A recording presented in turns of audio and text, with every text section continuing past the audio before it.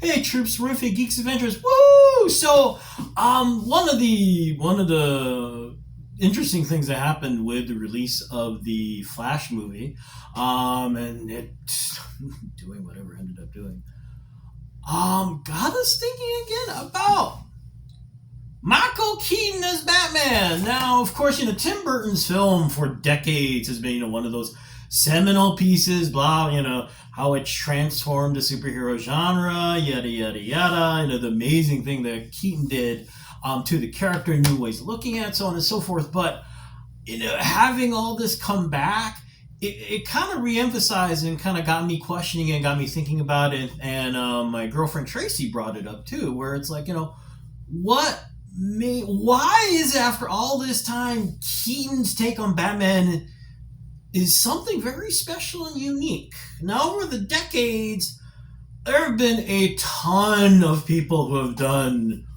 wonderful work. Now, as much as we all have, in particular, have really snarky things to say about Warner Brothers DC, their casting is exceptional.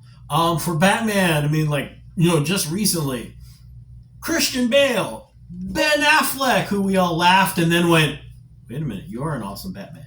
And of course, Kevin Conroy, we miss you, man. I hope you and Arlene are laughing it up and talking about pudding and everything. But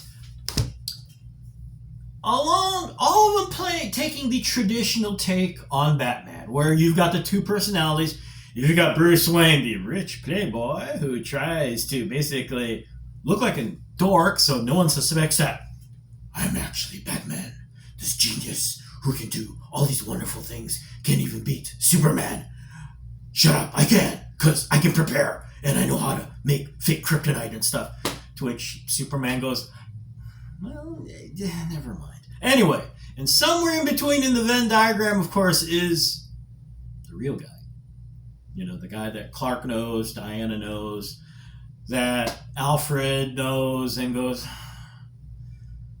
and Dick goes, and then there's Michael Keaton. There's always talk about, unique casting decision. I'll talk about unique casting decision because for the longest time, Keaton was known for his comedic work. Mr. Mom, and of course, the big breakthrough for him was Night Shift. Also, Ron Howard's first big film with Henry Winkler, and another fun flick, Gung Ho. And you got to see his explosive, manic energy, especially in Night Shift. You'll never forget the line, "Love brokers." Trying to keep this PG-13, okay, folks? So Google the movie, you'll get the idea. So what does that all have to do with this? Well, in the end, the take on the character is very unique in that there's still this dichotomy going on, but he veers away from it. And he creates something very unique. He creates this odd character who's still trying to figure things out and trying to figure out what is the best thing to do for himself and for Gotham City. And you're going, well, duh, he's odd. He runs around in a fine bat suit. Remember Batman, the opening scenes at the casino night where he's literally just he's got a pen signing something and he sticks it into I think it was a pineapple, and Alfred being Alfred, unflappably just grabs it and walks away. Dick, Bruce has a drink. He barely remembers to put it on the counter properly, and Alfred being Alfred. A reminder that he plays suave because, well, he's Bruce Wayne, rich billionaire, and you gotta kind of act normal. But he really doesn't. The best example of that is that scene when he tries to tell Vicky Vale, look, I'm Batman. He tries to confess what's going on. And I kind of want to see what the background was of setting up this scene because, the typical thing is if it were the usual Bruce Wayne-y kind of way, he'd be like, look, this is what I do. This is what I am. I'm Batman. He he does it in a very quirky, remember, this quirky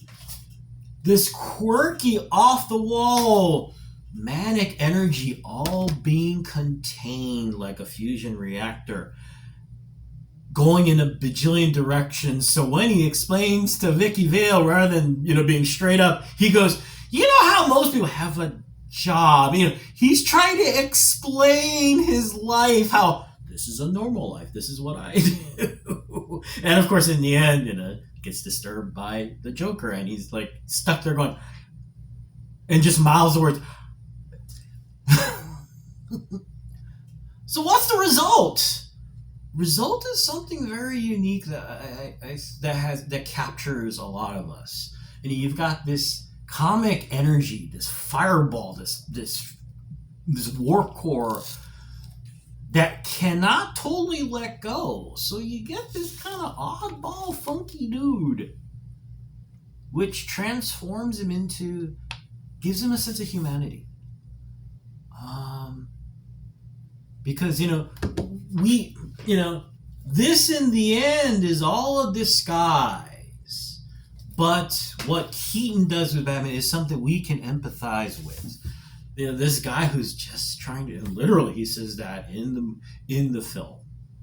When Vicky gets to the Batcave, and Alfred brings her in, and he's like, dude, talk to her, okay?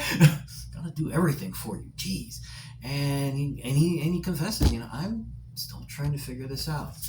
All of that lends a sense of humanity to this character, and we can empathize with him. And this is all the fun superhero-y stuff.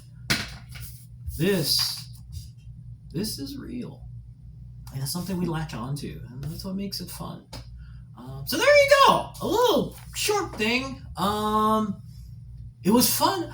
Yeah, I finally watched The Flash a couple weeks ago on HBO Max. I liked it, and yada yada, but that's a topic for another podcast thing. It was fun watching him back and seeing all those little nuances brought back. When you first see when the Flash first breaks into Wayne Manor, and, all this stuff goes on, and you see Bruce explain, do the same a very similar explanation actually of what Banner did in Endgame.